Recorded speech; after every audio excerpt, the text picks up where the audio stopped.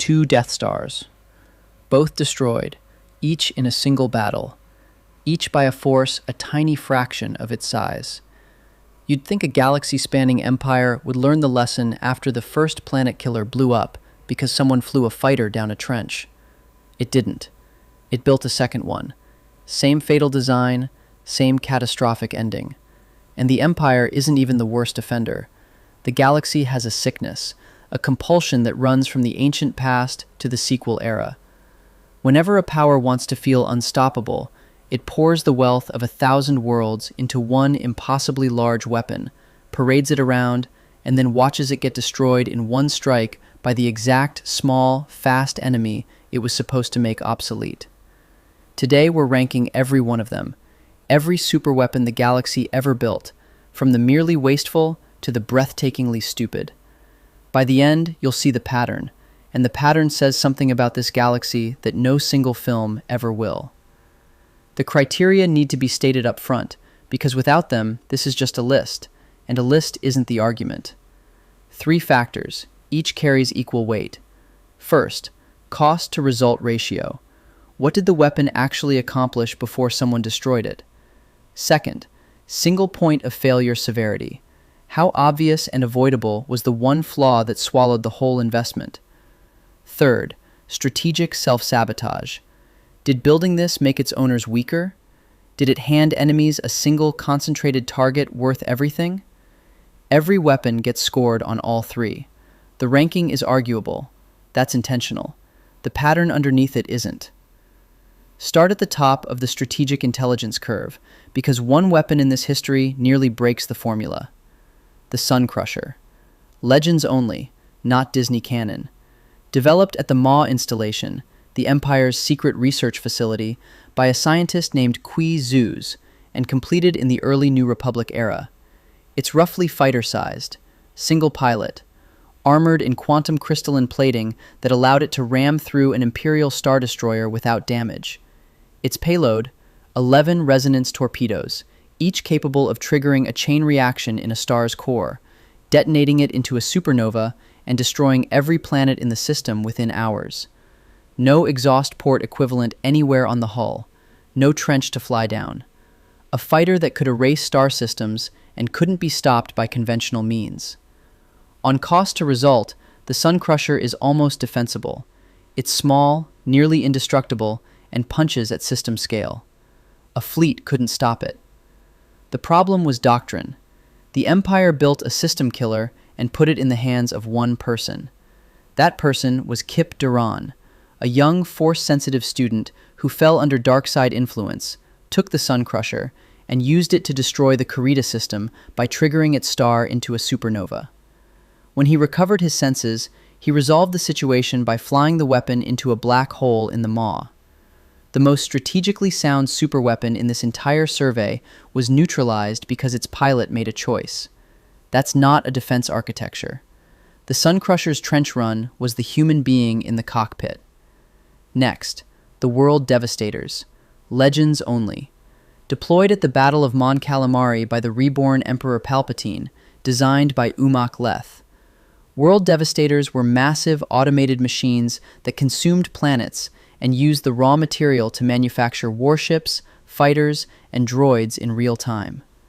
The longer they operated, the larger and more capable they became. Given sufficient time and resources, they could manufacture additional World Devastators, a potentially exponential expansion of military force, fueled entirely by whatever worlds they encountered. This is the only weapon on the list that doesn't just threaten destruction. It threatens to multiply from destruction. That's a meaningfully different and more coherent strategic concept. And yet Palpatine had the entire network slaved to a hardwired master control signal from his stronghold on Biss, so he could command them centrally. R2-D2 hacked that control signal, turned the World Devastators against each other, and the entire fleet of planet-consuming industrial war machines shut down simultaneously. The World Devastators didn't fail because the design was wrong. They failed because the smarter the weapon, the more it needed a command architecture, and the more valuable that architecture became as a target. Centralizing control is rational for command and control purposes. Protecting that centralized control with inadequate security isn't. The master control signal was the World Devastator's exhaust port. One key, one point, one droid. The Galaxy Gun, also Legends, and also built for the reborn Palpatine, was a massive cannon constructed above BIS around 10 ABY. It fired hyperspace-capable missiles carrying particle disintegrator warheads able to destroy a planet.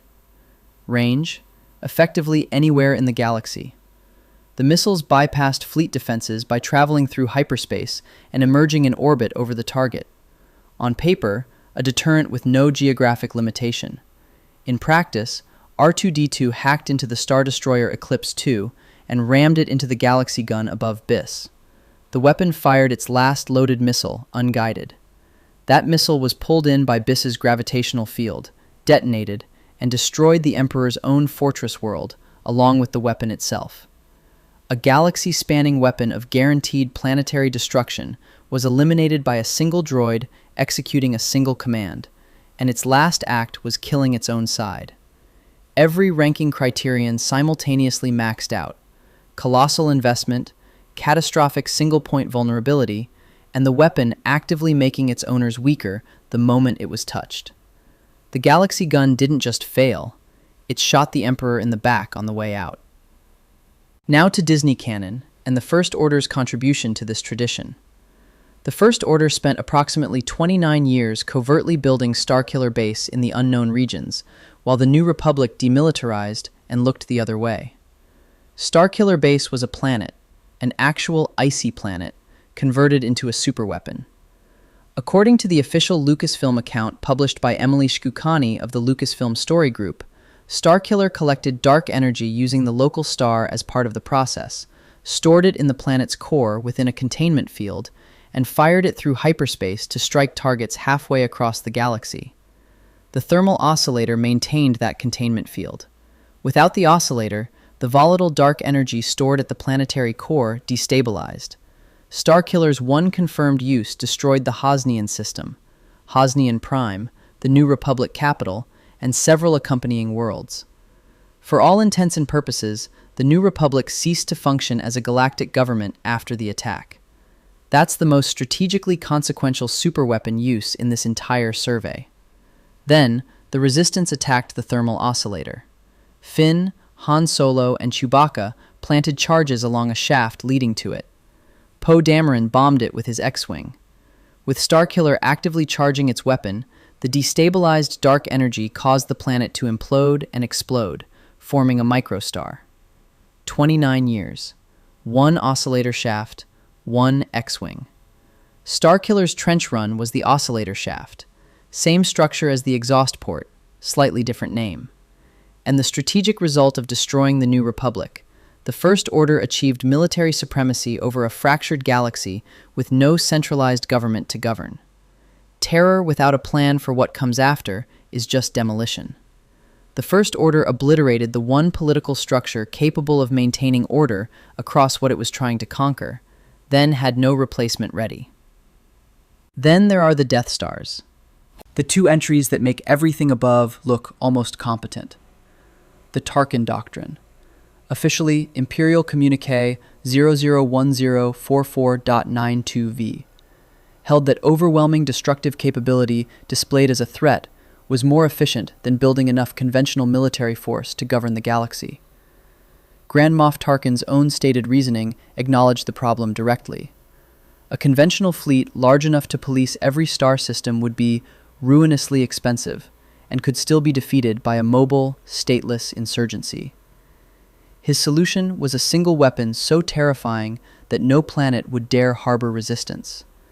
The DS-1 orbital battle station took approximately 20 years to complete. It destroyed exactly one planet at full power, Alderaan, before Luke Skywalker fired 2 proton torpedoes into a 2-meter thermal exhaust port and triggered a chain reaction in the main reactor. According to the Rogue One account, Galen Erso, the project's lead scientist, had embedded that vulnerability deliberately. In a hologram to his daughter Jyn, Erso stated he had placed a weakness deep within the system, a flaw so small and powerful they will never find it. He identified the reactor module as the target. One blast to any part of it would destroy the station. The exhaust port led directly there. 20 years. One planet. One 2-meter hole in the hull. Tarkin's doctrine produced short-term terror at Alderaan and immediate strategic failure at Yavin. The destruction of an unarmed civilian planet didn't compel submission. It gave the rebellion its defining martyr and its most important recruitment event. The Death Star, meant to prevent insurgency, accelerated it. The Empire knew about the flaw. Moff Jerjerrod was explicitly instructed to design the second station without the weakness of the first. Death Star 2 eliminated the exhaust port, came in larger than its predecessor, and could fire its super laser every 3 minutes instead of once per day. It proved it was operational at Endor by destroying a Mon Calamari star cruiser before the battle was decided. What wasn't solved was the incomplete exterior superstructure. Large sections of outer hull were missing. Emperor Palpatine had deliberately leaked the station's existence to lure the Rebel Alliance into a trap. Hidden Imperial fleet, operational superlaser, planet-based shield generator protecting it all. That trap was genuinely sophisticated. Its failure point was a ground team with Ewoks disabling the shield generator on one moon. Lando Calrissian and Wedge Antilles flew through the unfinished hull into the superstructure, reached the main reactor, and destroyed it. Death Star 2's trench run was its own skeleton. The incomplete station was the exhaust port. Even Palpatine's cleverest strategic use of the weapon, baiting the rebellion into a single decisive engagement, still structured the entire battle around one ground asset on one moon. One shield generator. One point of catastrophic failure for the most elaborate military trap in galactic history. None of this started with Palpatine. The Starforge, Legends, and the centerpiece of Knights of the Old Republic was built by the Rakatan Infinite Empire roughly 25,000 to 30,000 years before the films. An orbital factory above the star Abo in the Lahan system, it drew power from both the star and the dark side of the Force, producing warships at a rate that gave the Rakata dominance over the known galaxy. They built it at the height of their civilization and used it to conquer everything in reach. The dark side dependency that powered the Starforge corrupted the Rakata from within. Their civilization collapsed under the weight of what they'd built. The weapon that was supposed to guarantee their supremacy consumed them. By the time Revan found it thousands of years later, the Rakata who remained were a broken remnant. The Starforge was eventually destroyed at the Battle of Rakata Prime, plunging into their own sun. The compulsion to build a single, centralized, galaxy-dominating super project isn't imperial. It isn't republican. It's written into the deep past of this universe, in civilizations that rose and fell before the Republic was founded. Every builder in every era told themselves the same story. This weapon will make us unstoppable. Every weapon proved them wrong, often by collapsing their own civilization first. Every superweapon in this galaxy ends the same way, built with the wealth of 1,000 worlds, paraded as the end of all resistance, and then destroyed in a single strike by the exact small, fast enemy it was meant to make obsolete. 2 Death Stars, 2 trenches, 2 explosions. And the galaxy never learns, because the people who build these things aren't solving a military problem. They're solving an emotional one. They want to feel unstoppable. A planet killer makes you feel unstoppable right up until a single pilot proves you never were. The real weapon that wins wars in this galaxy isn't the biggest one on this list. It's the smallest ship that can reach the one weak point every one of these monsters always has. They keep building the monsters anyway. That's not strength. That's the most expensive insecurity in the history of the stars. Subscribe for more stories like this.